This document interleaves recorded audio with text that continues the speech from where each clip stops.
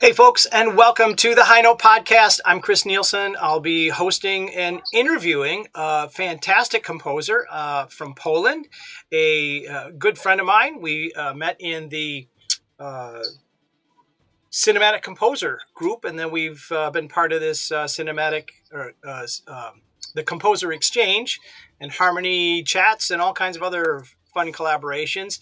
Rafal Soboleski. I, Perfect. I, I almost tripped. I'm just horrible with names.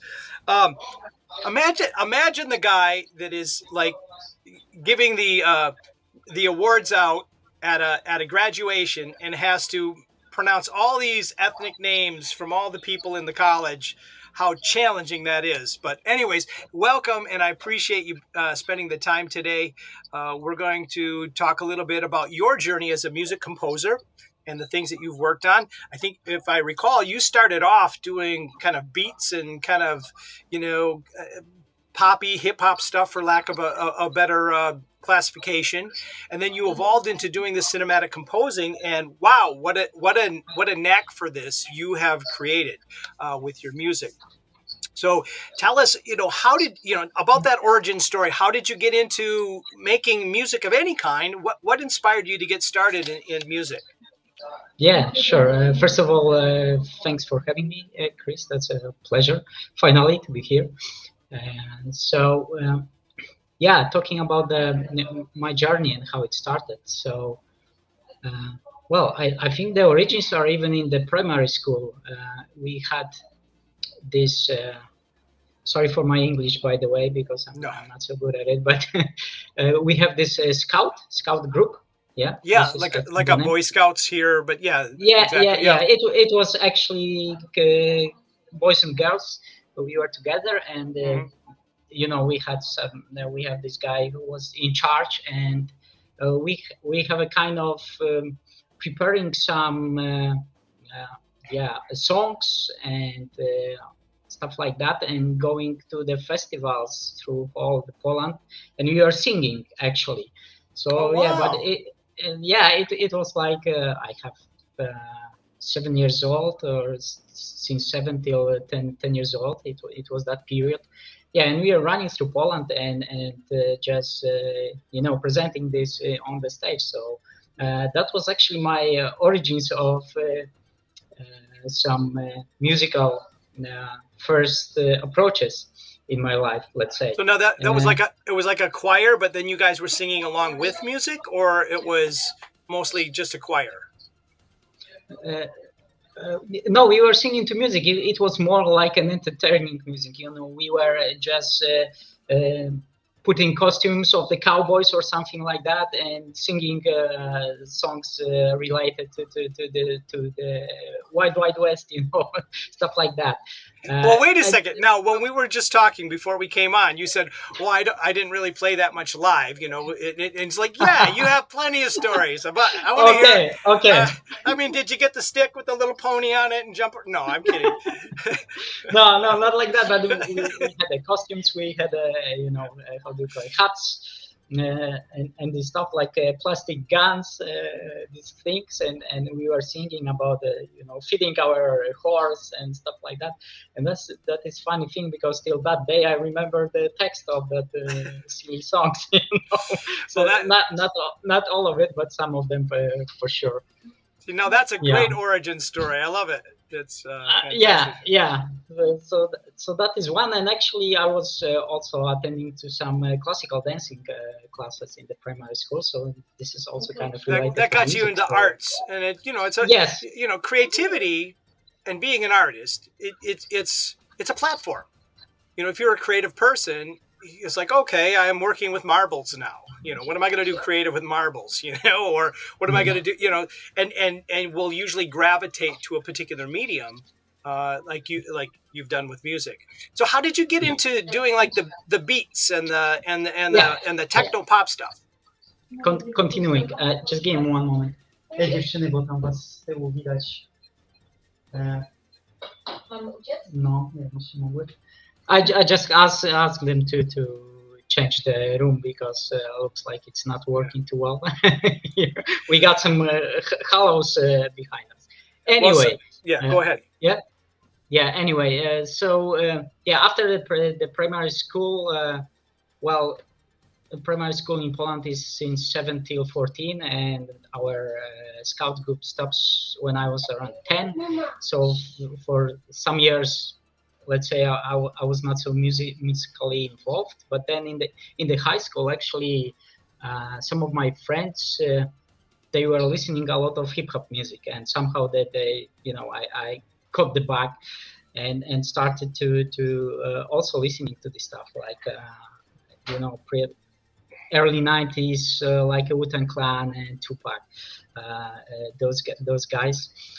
And yeah, one of them, one of my friends, he has his own hip hop group, and they were rapping, and actually he was the one who was making most of the beats.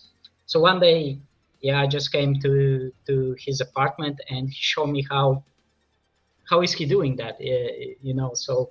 And that's an interesting story because he was working in the Fast Tracker too. I'm not Fast sure if Tracker. you're aware of the Fast Tracker. Yeah, and it was a music production software which was running in DOS. Uh, Wow. yeah, so quite a long time ago. Yeah, you Well, might say. I used to work Yeah. with the Atari system, right? In Hmm. Atari, it was the same thing because it's all numbers, so the Yeah. timeline would be like Yes. vertical Yes. instead of Vertical. yeah. So you're going through Correct. and but you could see to change the the dynamics from 127 to 80, and you could change it. It was numbers, and it was fascinating.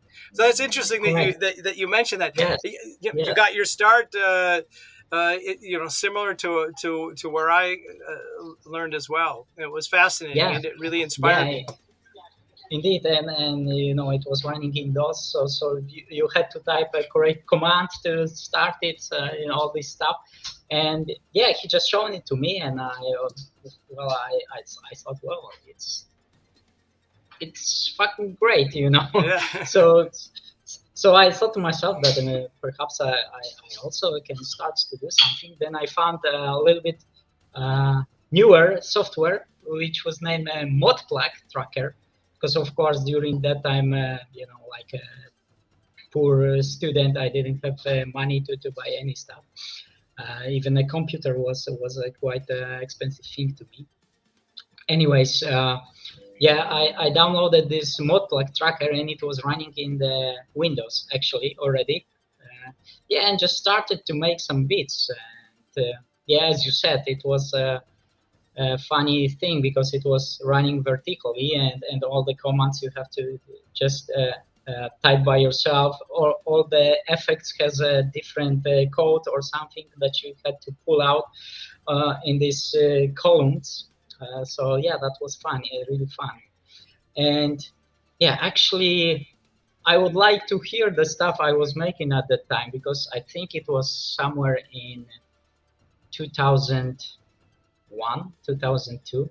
Wow. These years, yeah, these years. But yeah, somehow my hard drive later on just broke, and I lost most of the beats from that time. But yeah, that would be interesting thing to hear the stuff I was making at the time. But it was crap. Well, no. But you have to start somewhere. Yeah. Yeah. Well, start somewhere. You have to suck sometime, right? So you have Yeah, to start somewhere. Exactly. So it's my true. question is, so given the fact you grew up and live in Poland, Yes, and you were born there, correct? Yeah. yes, Okay. that's correct. So now, what kind of musical influences did you get? So you obviously made reference to a lot of Western music that is pretty popular. It's like in the U.S. we get more. We get ourselves, but we don't get connected to as much music from outside of the US, Hmm. whereas many Yes. other countries get a lot of the US music and culture and influence, Hmm. kind of dovetailed into what they're doing. So it's kind of interesting. What were the influences in the music that you were listening to some, Mhm. I imagine some Polish music, some more originated, maybe pop Yeah. influenced. But what was it that you were actually listening to that that helped you blend your early ideas with music? Yeah. Well, as I mentioned, in the high school it was purely a hip hop music, and that's why I started with the uh, making beats. But before that time, I think the most influenced by my older brother, and yeah, he was listening a lot of Polish rock stuff at this moment, and also abroad rock, actually, like Metallica, Guns N' Roses, uh, Iron Maiden, these guys. So Hmm. let's say in the early high school, even, and primary school, late primary school, mainly I was listening this rock stuff. Good rock. I think, Did you let your and hair also, grow? Did you let it go all the way down to no, tickle your no, back? no, Yeah. no. I, Did your brother? I no, no, no. He's Oh, not. okay. Yeah. He was not as well. But yeah, he liked that thing, and I think also my dad. He was also a big fan of Queen, Pink Floyd, and he had a lot of tapes and video concert recordings or whatever. So I was also watching this in my childhood. So I think that was my biggest influence during my childhood for with the rock music, actually. And it turns out in the high school more to hip hop music, as I thought.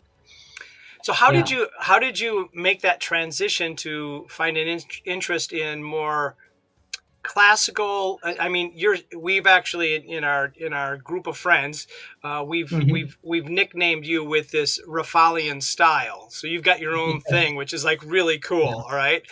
So Yeah. you got into doing trailer music and epic music, and is Hmm. that what got you excited and connecting to, well, I'm going to say classical styles of music, because you're using strings and you're using the orchestra and that kind of thing? Is that what brought you into that style of performing? Yeah, yeah, definitely. And just to also finish my story, after let's say, because I was making a lot of these beats, Yep. and during my high school, I started in my high school, and then during the university, I was also continuing to making beats. But yeah, actually, I think it was also my own hip hop style. It wasn't purely things you can hear in the TV or whatever.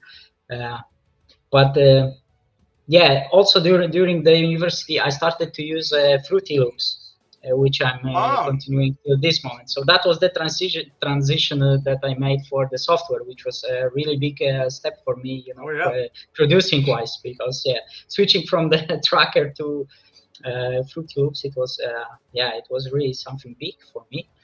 And actually, on the beginning, I also didn't have any MIDI keyboard, so I was using a typing keyboard as a Wow.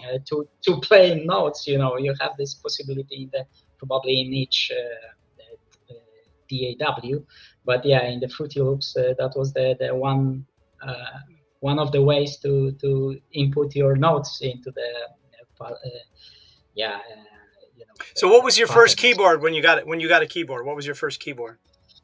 Oh, it was CME CME. UF 60, I think. Yeah, and Okay. I have it till this time. It's in my yeah, it's home of my parents. Uh, I didn't use it for some time already, but it was really heavy, like from aluminum case and a solid one, and it was also the keys fitting are really nice. So yeah, and so that was So my first that's a weighted action.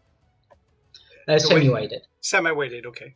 Yeah, Awesome. because semi-weighted because yeah, I think only the full-sized 88 keys have this like a The what do you weighted call it? action. Yeah, weighted or even the imitating the hammer on the piano, right? Yeah. Well, Yeah. I've got a semi-weighted behind me, that a JD 800. Love it. It's a great synth.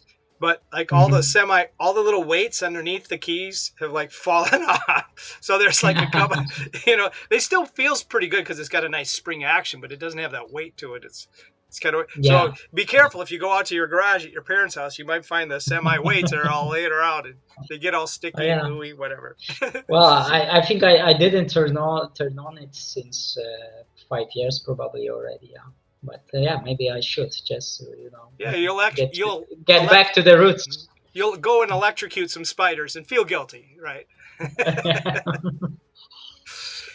Well, Definitely. so bring that Yeah. into when you got excited about epic music and that kind of Yes. thing, and then piece that into when you connected with like cinematic composer and said, hey, Hmm. I'm really, Yeah. this is where I'm going to go with this. And Yeah. Well, then I will add that I had years that I was not doing anything music, like a 2 3 years break or something during well, the after. that's because you went to college and you got a degree and you like make boats and you're like a really smart engineer as well. So yeah, sometimes that Ah, takes time to do, yeah, but I was also traveling after university. I was doing some jobs here and there in across the Europe, so that was also quite difficult to take all the gear with me. But yeah, but it was possible, and I was also trying to keep myself busy. And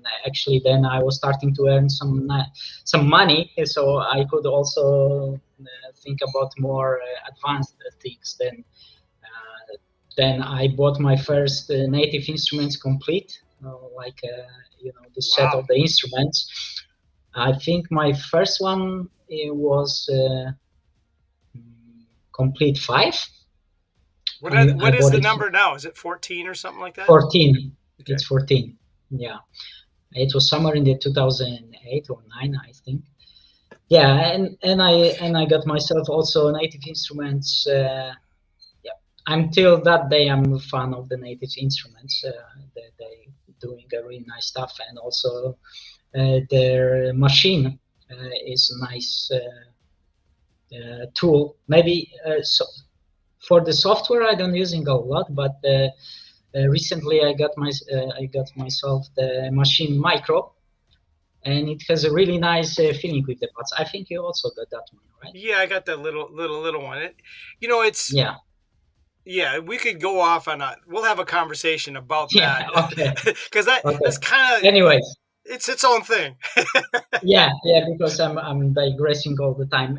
But yeah, to the point. So, uh, yeah, and I had this break in making music, but yeah, somewhere I think 5 or maybe 4 even years ago, I somewhere heard two steps of hell music, Wow, Thomas they're Bergerson good. and Nick They're Phoenix. so Yeah, awesome. wow, it's Yeah. my favorite if you talking about the epic music. Uh, yeah, and then I just thought to myself, wow, this is a really kind of music I would like to do someday. But yeah, actually, I didn't know where to start, and yeah, what VSTs I should use, how I should approach it, and I don't have any musical background, so making beats is not so complicated, right? You just have Because to feel it. You have to feel it. yeah, you have to feel it indeed. But when you coming to more orchestra and more, this kind of music, then at least you have to know the basis of the theory. I Hmm. think, right? So I Well, started to look. absolutely. Yeah, so I started to look through the internet to at least get some basis of the musical theory, and yeah, and I think somewhere in 2020 I got myself first orchestral library, which was Audio Imperia Jager. Okay. Yeah, it's more for trailer music. Yeah, and I just started to try to make some epic music. Yeah, so make 2 or 3 of them, but yeah, of course I was really upset that it didn't sound like two steps from hell. But I was doing my best, of course. Yeah, and but still, I was really proud of it. That I thought Mm-hmm. I will never be able to do such kind of music. But Mm-hmm. yeah, of course, it wasn't so good as Two Steps from Hell's guys. But yeah, but yeah, and then one day, one of these commercial add-ons jump out with Mark Giovanni on it on the YouTube, and he has this good motivational talks. So Mm-hmm. yeah, I just sign up for one of his courses, and a few months later, well, I ran through it, but I didn't get so much of it, to be honest. I think it was. Which ones did you go through first? Like the Yeah, I I'm a think it was. composer, or No, it was SVO or something. okay. Virtual orchestration. I don't remember the whole name. But yeah, but the game changer was that a few months later, I signed up for the Modern Harmony course And that's with where we hooked up. So yeah, and that's Tony is, I mean, but was because we met there, and that was he explored so many incredible concepts with theory, yeah, and definitely. and then we've extended that or continued that, I should say, not extended, but we've continued that with our weekly get-togethers with our over at the Composer Exchange and our harmony concepts where we share a Yes. variety of different things. And we aren't limiting it just to some of the really deep harmony. Even like today's session was a lot. It was pretty deep. Oh, oh yeah, Which is wonderful. I love to be challenged like that. But yeah. well, you did a great presentation on epic drums and or epic music and so forth. So those are we have a little more flexibility because it's not in the curriculum. But so you started with Mark's curriculum, and then that evolved after doing some of the curriculum. Then you went for his momentum program, which is Yes. a more advanced and very intense. And Mm-hmm. and Yeah. and you actually brought your music to LA, and you got some of it recorded, and it was, I Yeah. think, if I recall, it was your first trip to the United States with your wife and your beautiful daughter. Yes. Yeah. And tell us about that whole experience as you evolved into momentum, and how that really has Mm-hmm. kind of created a foundation for you in what you're doing, where you want to go now. Yeah. Well, to finish up the story with the modern harmony course, I just wanted to add something because, well, honestly, I didn't run through the whole course till that day. Mm-hmm. It's amazing, by the way, but I think the game changer for me was to start the meetups on the Harmony chat with you guys. Yeah. And well, for myself, it was really hard to, convince myself to go in there and just try it, because I thought, of course, okay, I don't have this musical background. Probably they will talk about some crazy stuff which I will not understand. But yeah, now I can say that I think it was the best decision I made so far in my musical journey, because, yeah, as you said, Tony is an amazing teacher, and yeah, it brings a lot of knowledge and confident into my let's say musical life. Well, So it's yeah, important. It's that's important great. to jump out of your comfort zone, and that's what you Yes. did. You just like jumped. Hey, I don't know this Yeah. music theory stuff, and then boom, and now you know it. Yeah. Now you have the Yeah. light. It's that aha moment. And you go, oh, I get it, and I can piece it all together, and Yeah. it's more tools, and that's Yes. even what we covered today. It's kind of a review because we've gone through this Mhm. stuff before. Neo-Romanian harmony, Yeah. which it's geometric shapes, kind of put together. It's really a fascinating concept, but Yeah. now you have that as a tool, and so now you can take, okay, I have a hammer and I have a screwdriver, and I can use these for all kinds of different things, and now it's about creative ways of applying those interesting tools and ideas. Yes. So Yes. really cool. Yeah, so that was about the modern harmony, yes, and then as you already mentioned, the momentum program from Mark came out to life. So again, he saw this, like he said, okay, we please send your application, and then we will decide if proper people for that place or whatever. So I thought to myself already, okay, I will apply, but probably they will not choose me because I'm not so good, and you know how it not works. the case. You got to have more confidence, because you do really fantastic work, and you actually got called out by one of the mentors in that and saying, "This is great stuff." And I heard that piece; it was fantastic. Yeah. You have a knack for making that connection between what you've developed in skills and emotional, epic, orchestral, mood content with the story. And that intuition is really special, and I hope that really helped build your confidence a lot, because Thank you. sometimes as composers, it's really easy. We sit in our little bubble doing our thing by ourselves, pretty much.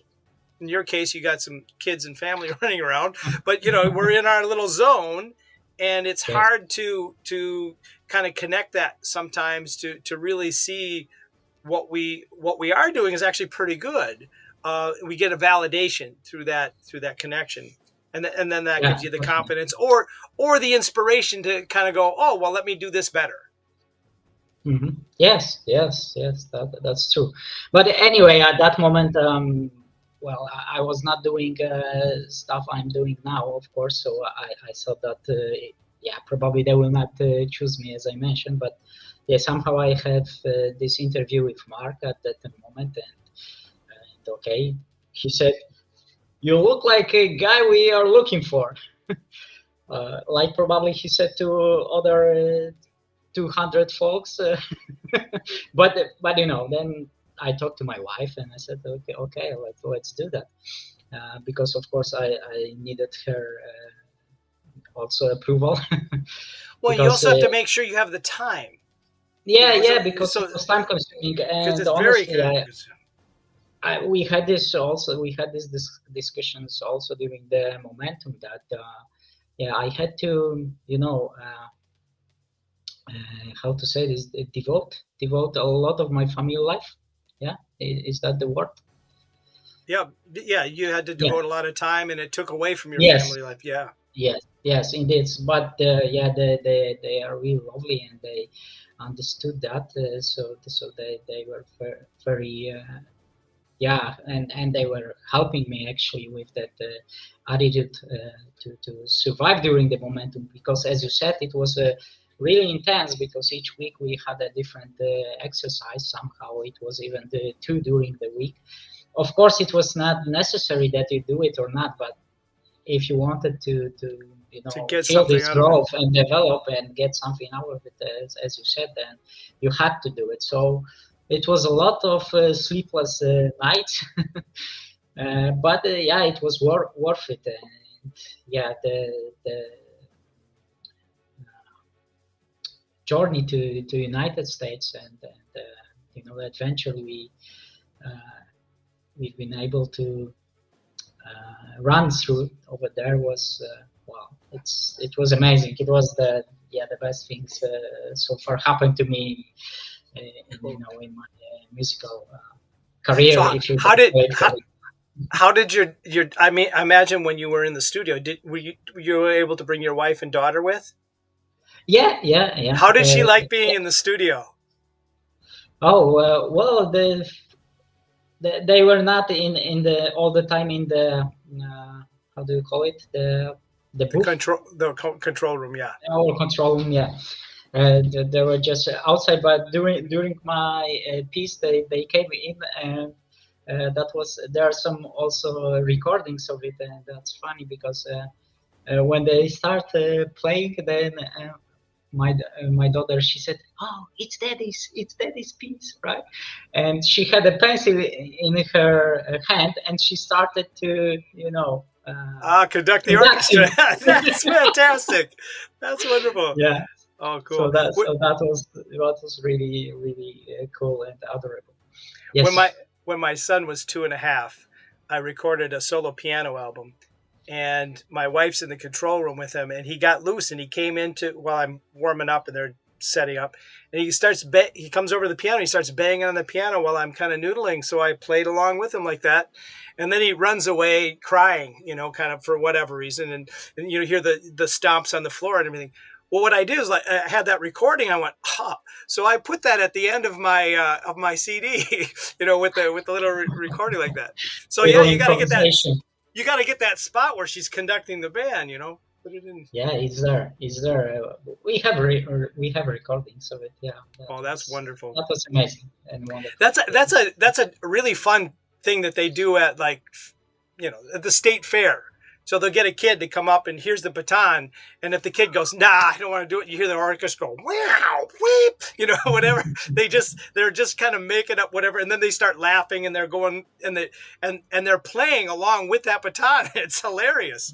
It can really be fun. A good orchestra doing that anyways. Yeah. Well, awesome. So from that experience, they did one piece in that recording session. Yes. It was like 2 minutes, something like that, because we also had the time limitations, of course, because players were hired for some time, and studio was booked for some time, so it was everything has really tight, Now as always. That's part 2 of getting out of your comfort zone. So first you jumped in like, okay, I don't know anything about harmony, but all of a sudden, boom, I got to start knowing about harmony. And then you learn about harmony. And then all of a sudden, boom, I've got to be able to write charts for the orchestra. Holy cow. Yeah. And now you had a little help with Art on that, who's in our... Oh, yeah, I had a lot of help, and I would not make it without Art and my friend Hector from Momentum Group. That they were amazing, and they helped me a lot. So, yeah, I really owe them for this. Well, but the beautiful thing is that when you work in a DAW, you get to you're orchestrating, and you're putting the notes in the right place, and you're picking the instruments. So the majority of that creative process is done. So it's really I don't want to say mundane, because I don't want to undermine that, or it's a very fantastic skill to be able to do that. And but you have all the core pieces to be able to extract that, so your idea and your vision can really show up on paper and then get translated. You didn't conduct, you had somebody else conduct, right? So they conduct, and they interpret that and pull that, your idea, out of the musicians and what's on the paper. So that's a fantastic process. Actually, we had a chance to go into the recording stage and conduct, but my wife, she tried to convince me, but I didn't go out of this comfort zone this time. But that's it looks like it's really easy. You're just kind of going like this, right? Okay, we kind of poke fun at it, but there's a lot to it. Because it's not just the baton; it's your body language to the orchestra, and you're looking, and you're nodding, and you contact with the players. Yeah, you are like in a traditional music set. You're mixing, okay, but you're mixing live. You're mixing music. Bring this up, bring that down. You're working with a mixing console essentially in front of you with the orchestra, and that is a really challenging and interesting skill set all by itself. There's, never underestimate what a real conductor can do. Definitely, and it was also very interesting because many people was conducting that 2 recording days. It was, I think, 2 days. Yeah, 2 days. 2 days. Or maybe 1, I don't remember now. Anyways, a lot of people coming and were conducting, and each people, the body language was different. One of them were conducting with this, how do you call this stick that conductor had? The baton. The baton. Baton. In Polish is batuta. Anyway, batuta. Anyway. Cool. And other people were just conducting only with hands. So that was interesting also. the different people approach this. I lost what you said. But It kind of got lost. If you could just say that again. Other people. yeah, other people were Yeah. conducting with hands only. Oh, okay. Yep. Yeah, yeah. So it was interesting to see how different people approaching this part of a recording session, and then part of the music. Yeah, Fantastic. nice. So Yeah, amazing experience. yeah, no. Let's explore. You know, time is always a constraint. Okay, so you've started building a catalog of some great music over this period of time that you've done. Um, how many pieces have you been able to kind of assemble that? Hey, here's my catalog. I have 50 pieces, or 5,000 Well, pieces. How many? How what kind of a number of a catalog have you put together? And sometimes you take a piece, and I saw you put a couple videos together with them with yeah, artificial intelligence, and that's really wicked fun to do. Time consuming, but yeah, but yeah. quite fun. Yes, yes, indeed. Well, honestly, I have to admit that it's somewhere here on my drive, but it's not spread through the world. But well, I think around 50 pieces probably. I could Mm-hmm. just throw somewhere with, let's say, possibly finished ones, because a lot of things I also starting Yeah, a and lot of not seeds. finishing. Yeah, Well, so you know how it works. yeah, But totally. yeah, to be honest, for me, it's well, I'm still rather on the hobby side than professional composing. It is how it is. Well, it's that Uh, that just comes down to a time thing. There's, yeah, I think I so. mean, it's like I'm hanging out with a really talented uh, singer friend, and it's like this guy's, he's got albums that are doing great in Sweden. Okay, he's a local guy, and he hangs out here, but it's like, it does him no good to go play some of these gigs, the little music gigs. So why do those? He'd rather do another kind of job, and it's he's still basically a full-time professional. This is what he's doing. It's Mhm. his level of competency after many years, in his case, many years of experience. But it's like sometimes, with whatever you're doing, you have to, you know, I couldn't see you wanting to go and be a DJ at weddings. You could stay and be full time with it, but you've got other skills. And Yeah, from those skills, I've learned this myself in doing other things. You're able to draw from a broader universe of ideas and concepts and interactions with humans and so forth to bring that into your music. So just because you're doing other things for money, which is, it's a good paying job, right? Buys your toys. uh, it anytime that anybody does that, it's not, and it's actually adding to the music that you're doing, as opposed, and the things that you're doing. The same thing, the same way that I mean, you have a beautiful daughter. I haven't met your wife yet online here, but beautiful daughter, and I'm sure you get plenty of inspiring ideas from her as well. So when you can pull those things into your music, even though it gets tight for time, I just think that's a beautiful thing. So yeah, for I sure. think you are a full-time professional, and you do a fantastic job. So Thank you. put that shingle on and say, yeah, damn it, that's what you do. It isn't about Thank you. creating 5,000 pieces a year. It's about doing those quality pieces that hit a target, Yeah. and you do a great Well, job with that. okay, maybe I'm not doing this professionally, but I'm taking this really seriously. Let's say it that way. Well, it, as we all know and say, it's a journey, and we're Yeah, enjoying the journey as we go through it. And sometimes, something that we write, get something will happen with it, and that's cool. And other times, we just got to keep writing. yeah, Um, you know, you just like when you pitch a song for sync. I pitched a piece for Netflix. I pitched a piece for the Olympics. It's got to hit the right nerve with the right person at the right time on the right day of the week in the right leap year in order for it to like get to where it's got to go. It doesn't matter how good it is. It matters that it's connecting to that nerve. and so everything that we do, we have to do to a certain level of professionalism. That's good. It can't suck, but once you get beyond that, it's a crapshoot in a lot of ways.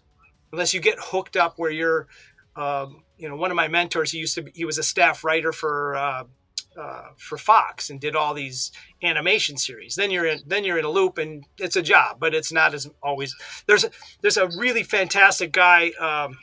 He got featured on Taxi with his band, and he writes for the shopping channel all day. But then he's got this Monday night gig with these amazing musicians, horn players and stuff like, oh my God, just the best of the best. Paul Schaefer, anybody, all these musicians come in. Herbie Hancock's in town, he comes and stops and whatever. It's just amazing. But, that's he does not make any money with that gig.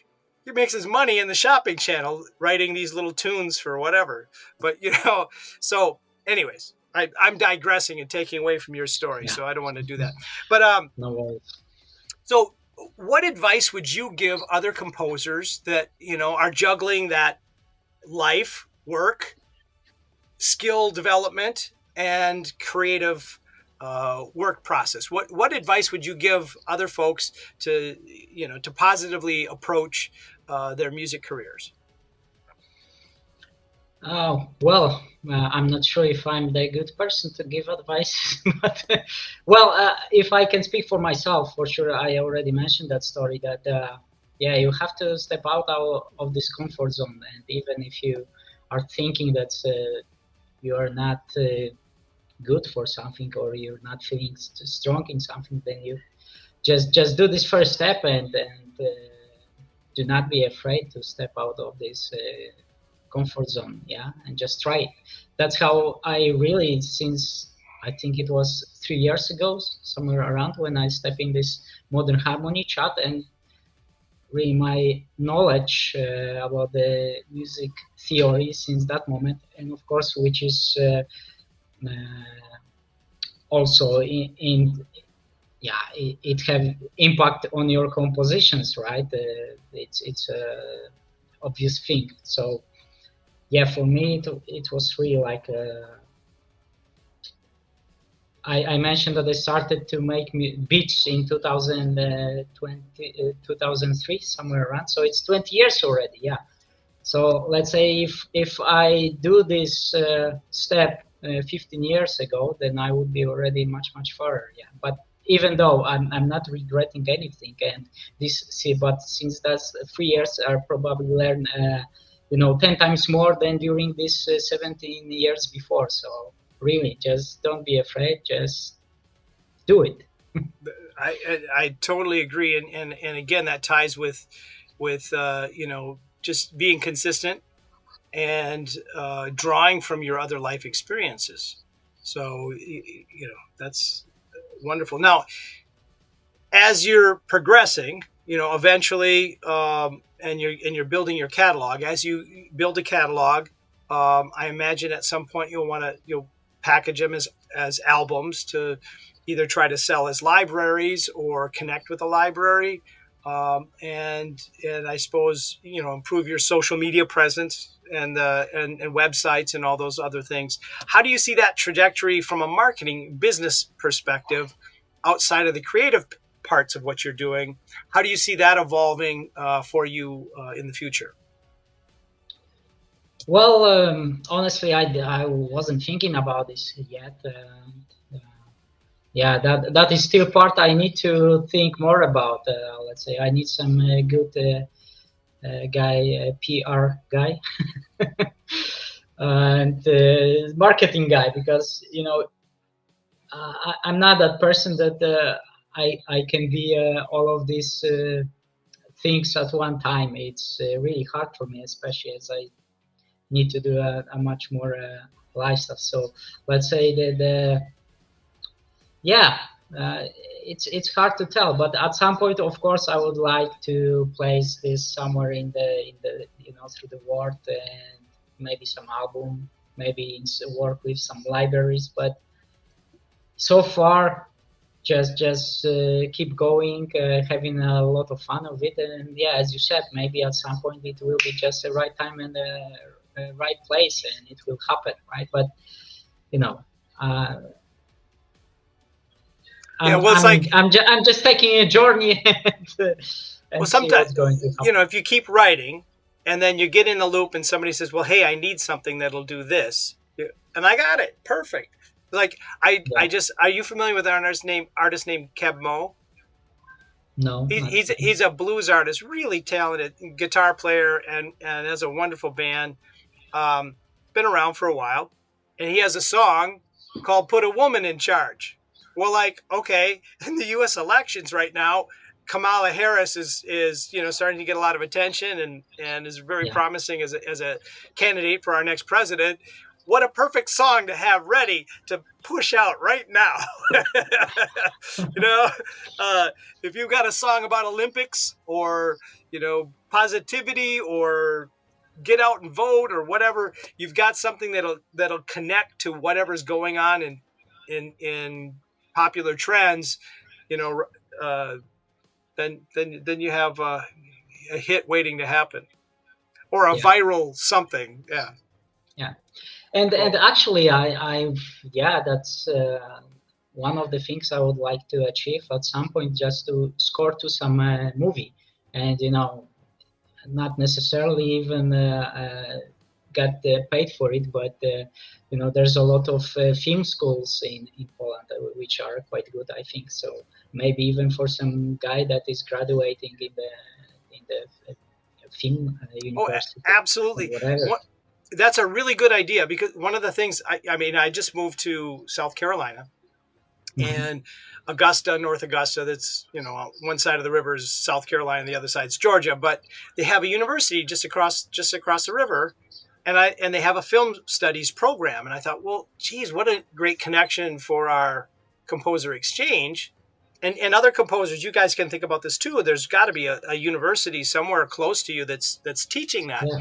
where you can go and say, hey, I'm a composer, or in our case, we're a consortium of composers.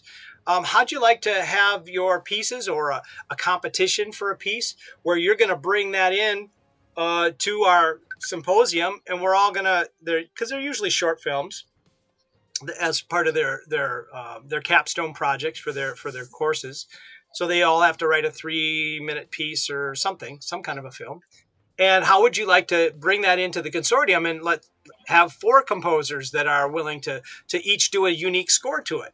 And or in this case, a lot of the instructors for the college are members of the principals in the Augusta Orchestra. So it's like, how would you like to be able to tie that together? How would you like to have a piece not only created for you, but then go through that whole process like you did in recording the orchestra for that as part of this whole Yeah. thing? I think tying their music department in with it. Wouldn't that be kind of a cool thing? Yeah, They'll that would probably be great. they'd probably steal the idea and cut me out and work with their music department, but whatever.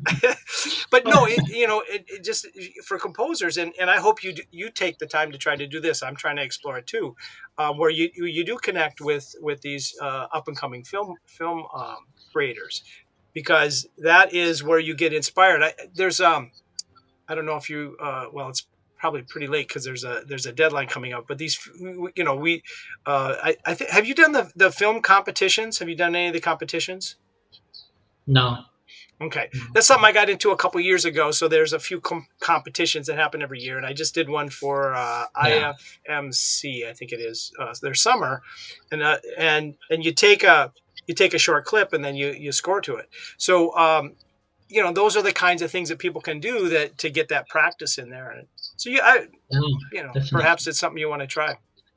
Yeah, Yeah. actually, this is something I still need to do a lot in scoring, because yeah, during the momentum we scored a few films, let's say, or a few scenes, not even films, and then we do some stuff on score to picture classes, but yeah, actually that's everything I did so far, and yeah, but Well, I would really love to do some real movie. yeah, I think Let's your intuition, from what I know of your work and everything, I think your intuition will go well with that because it's different. scoring the picture than it Oh yeah, is definitely. writing a cue. Uh, Because writing a cue, Tell me about it. you're just thinking, here's my cue, and I'm start, middle, and end. Yeah. There you're really trying to connect with a storyline, and you got to look behind it and Mhm. create this palette. It's just so much more to it.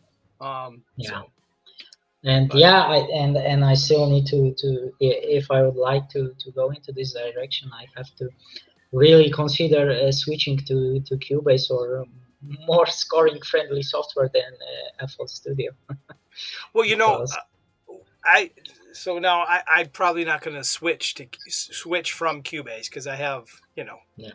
20 years invested in Mhm. not straight, but I paid attention to it and put a good couple years into building my template and stuff. But um, as I don't know if you were involved in the discussion that we had about Studio One, but Studio One it ties in with my Presonus mixer. So it was, and so like for my new studio with a piano, I can go down and I can use a remote control and record and whatever.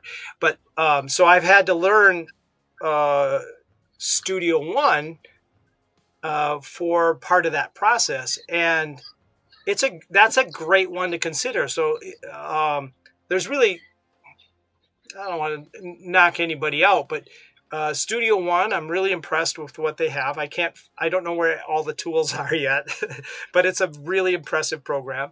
I love Cubase just because that's what I've been doing for forever, and it's just feels Yeah. good. Um, I had to do some work in Logic a while ago, and a lot of people in our group use Logic, and that's a really good program. Um, and easy to use if If you're you are working on with a a Mac, Mac. Yeah, on a Mac, yeah, exactly. But if you use Pro Tools, it's a nice connection between the two. Um, you can use GarageBand on your iPad, that kind of a thing. So if you're a Mac, a Mac, what is it, guru or whatever, orientated. edificiat, forget it. I'm not going to get that word right, but um, anyways, if you're Mac, that is a really good platform. The other two, Studio One and Cubase are cross platform, which is Yeah, pretty nice. I'm And on the PC then. yeah, Yeah, then you want to I consider a think cross platform. I would go with Cubase if I will make the decision to switch. But yeah, again, as you said, yeah, like you are 20 years on Cubase, then I'm 20 years in FL Studio. So you know, But hey, let's get a sponsorship yeah. from Cubase and like, hey, Cubase, we love you. Come on, help support our program. Yeah, yeah. We'll tell people about it.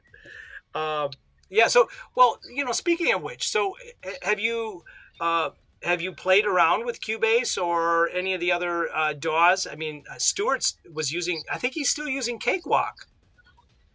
But if have you worked with have you downloaded a trial of Cubase or Studio One or any of the others that are compatible with Windows? Wow. When yeah, so years ago, I think I was trying with Reason. Reason, Reason I is think, but cool. I like Reason. I have it connected to my Cubase because okay. what I do is it's a rack unit. It's not Oh yeah, just yeah, it's indeed. not just so it's like these you have all the synths. You just don't Yeah, I didn't really connect with I played around with it, but I didn't really connect with their timeline recording process, their workflow. But yeah. the rack is really cool, and you can have that in Cubase. I think other DAWs too, possibly. But Now that's you reminded. Now you reminded it, and then you can of course turn off the view of the rack in the Reason. And when I saw all these cables that you have to take from one connection to the other, then I thought, oh man, this is not oh, for me. in Reason, Not in Reason. Oh yeah, yeah, in the that's Reason. that's cool. You click a button and you're on the back, and it's like Yeah. you see the nightmare that you have in the studio. It's like Oh ah, yeah. Oh yeah. I can but it's imagine. Yeah, cool. but yeah, I can imagine that when you get used to it and you will figure it out, then it's really cool and useful probably. But yeah, at that moment when I saw this, I just thought to myself, no, it's not for me. And I think that was the only one I tried, and I think Ableton Live as well.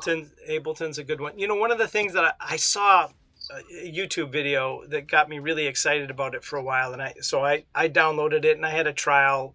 I might have even had a full version when I had my little recording school going, but you know, I saw a guy sit down and he had Ableton and he had one of those little 25 key keyboards with the little.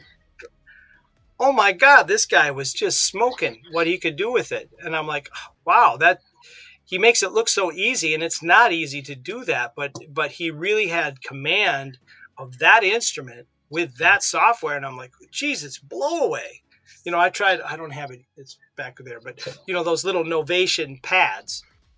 Yeah, Uh, those are cool. They don't work with Cubase very well, unfortunately, and then you know some of the others. But with Ableton, it works great, and you can really do some neat things if you learn how to use it. yeah. Speaking about it, we met this friend on the Momentum group, and actually he's using an Ableton, and as you said, he had this Novation pad, and he really played the chords on it like yeah, yeah, better than on the keyboard, because he pressed one key, one pad, and he already got chord, and he really mastered this gear. And he also, I saw some movies on Instagram lately from him. He has a breath controller, and he's playing strings on that thing with the breath controller so well. Wow, it's really great. So yeah, it's not necessarily the tools you have; it's just how you master them. You know? Yeah, well, they have like you know, I think it'll be interesting because they have like a thing that looks like a little board stick. Okay, you see my fingers. It's like you know, it's long and it's just flat, and it's like it's a guitar. You can strum it. You can do it. They have a little round thing that I forget what it's called, but you hit it and it's like you're creating grooves. It's the equivalent of the pad, except it's all Yeah. you know, kind of I don't want to say pre-programmed, but they've got a couple little things, Mhm. and it's you know it's fascinating to think way back. You know, somebody would take a bowl and they'd beat it with a stick and it would go boom and they go, oh cool, I got a gong or whatever, or a cymbal or a string. They would pluck a string, and how instruments have evolved from Yeah. natural, from nature. People would make things out of natural stuff. Well, now we have all these high-tech engineering things and artificial intelligence that can help us design stuff that is we haven't thought about before. I'm really curious to see how some of these evolve into new instruments. I mean, you can play a piano on an iPhone, and do a garage band and play a little thing. But is there some guy that's gonna like be jamming on his iPhone like you would a saxophone someday in the future? I don't know. How is Yeah, that could gonna? be. How are people gonna, interact with music in the future? What Yeah. interface is gonna make them connect to it? Because now you have like Neuralink and you have the headsets, emotive and so forth. How will that evolve into music and synthesis? Yeah, that's really crazy, and I think it's not so far future, Yeah, well, that's a honestly. whole nother. We could get down the rabbit hole on that. In fact, later Let's not go there. later tonight, I'm hosting a little group and we're talking about artificial intelligence and so forth. So Oh, great. cool. Well, it sounds like you come across some interesting challenges in your journey. You've had some great experiences. It brought you to America. It brought you to meet some wonderful people through the cinematic composing and our group composer exchange. Where do you Oh see yeah.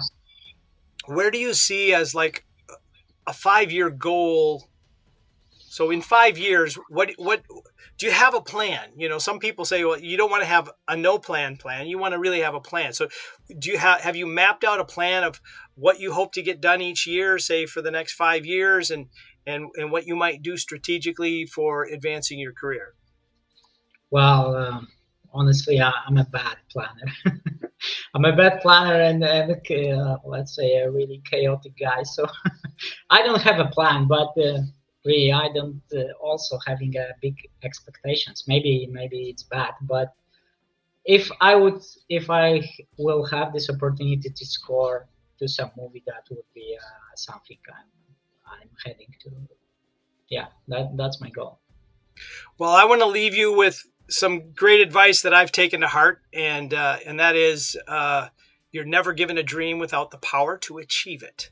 So I'm sure you're going to connect with your aspirations as they come to you, and I hope you continue to get inspired. I really appreciate you taking the time to share your journey and experiences, and I look forward to continuing our friendship and your our Definitely, collaboration in a variety of ways. And thank you so much for spending the time with me today, Rafal anytime. That was a Soboleski. pleasure. Soboleski. I'm going to get that right. All right. So you stay well. Perfect. You know, all the best to you and your family. And remember, folks, be sharp and end on a high note. We love you. Thank you. Until next time, Thank you, Chris Chris. Nielsen, thank you for being here. All right. Thank Take you. care.